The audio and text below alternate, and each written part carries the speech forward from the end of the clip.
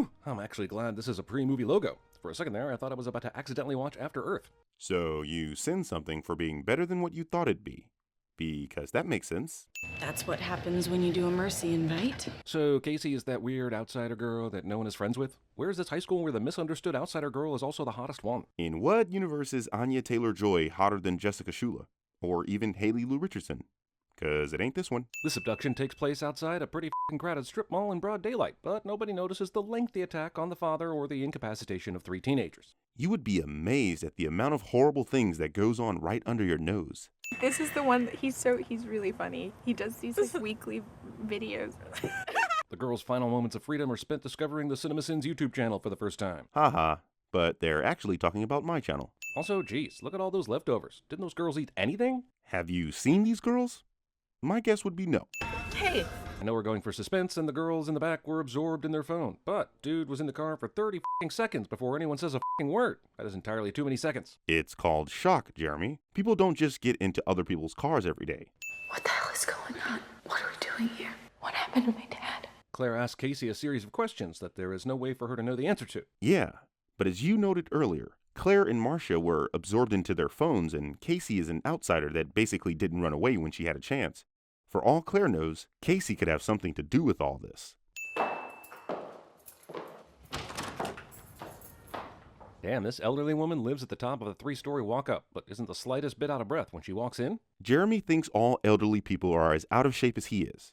We should drop a crazy-ass bomb on him. Like make him watch The Last Airbender all the way through. Cruel and unusual punishment. Why do you do this? Why do you act like this? Why do you act like you're not one of us? Is Claire saying this because she and Marcia's personalities are so indistinguishable from each other that they might as well be the same person? No, she's saying this because just like earlier when Casey decides not to escape, she's behaving relatively passé in a life or death situation. That's supposed to be like a tailored jacket, but I'm gonna hand print it with newspaper headlines. So this is Dennis, who's posing as Barry, and he's only there to obfuscate the abduction from Dr. Fletcher because he knows Barry sent her an email earlier. But if this is Dennis, why does he not only have Barry's accent, but he also knows about fashion?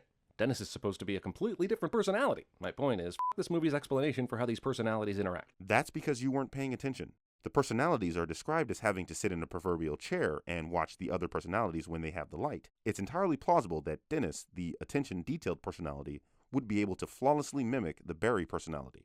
Does anybody care about us? Yes. The University of Paris has asked me to do a lecture, in fact. People are believing more. Because they're rejecting the idea that you need evidence and stuff. Even if I ignore the controversy about dissociative identity disorder being real, diagnosable, pathology, there is certainly very little evidence of it being a dangerous disorder, except, outside of a universe created by the same dude that did The Happening.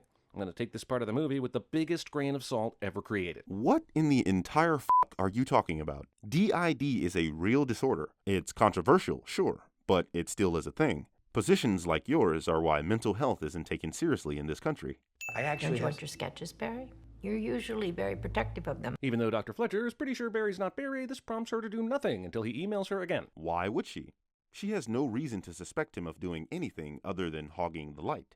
Somebody are that? The way this movie is set up, the only time the other identities don't know what each other is doing depends solely on the convenience of the plot. Again, that's not true. If that were the case, then the other identities would never be able to coordinate with each other. Also, it's telling that I would much more easily accept being exposed to gamma radiation, or being bitten by a super spider, or being a bioengineered raccoon as a more plausible origin for a superhuman story than this. Because you're suffering from a slight case of mild retardation. You're not the lady.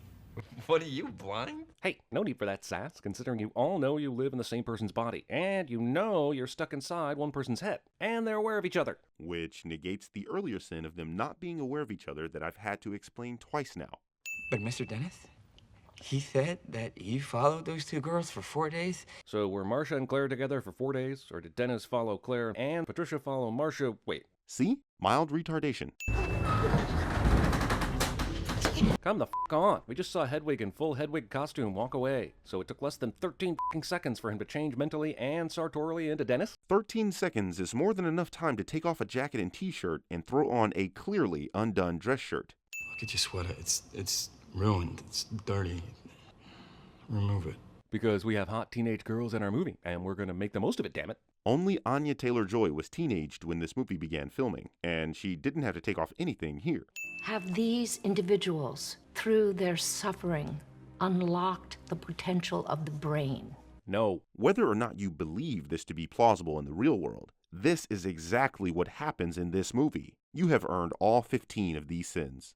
Becoming clear that Dennis's real superhuman power is the ability to completely change outfits, this time in 21 fucking seconds. I could be misremembering this movie, but all he did was change shirts and button it up.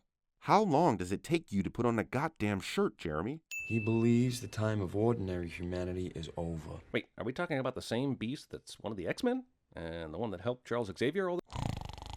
Dennis finds a completely empty train car with the lights ominously turned off for him to unleash the beast. How many non-operational train cars have the lights on in your city, Jeremy? Because I can tell you right now in LA, we don't even have trains.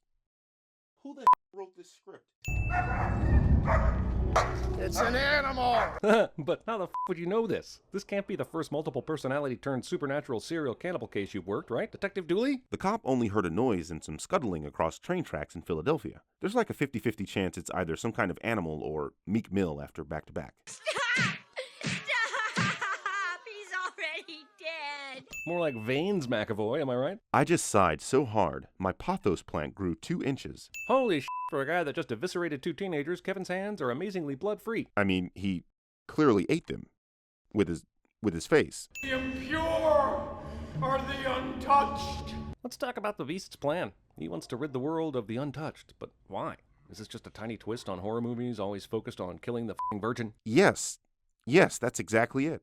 Wait, David's still working a menial labor job that requires a Dickies work shirt? How has he not moved on to superhero elsewhere?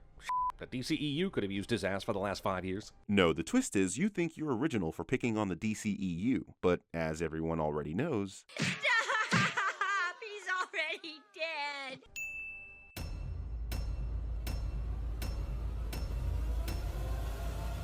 お前はもう死んでいる。何？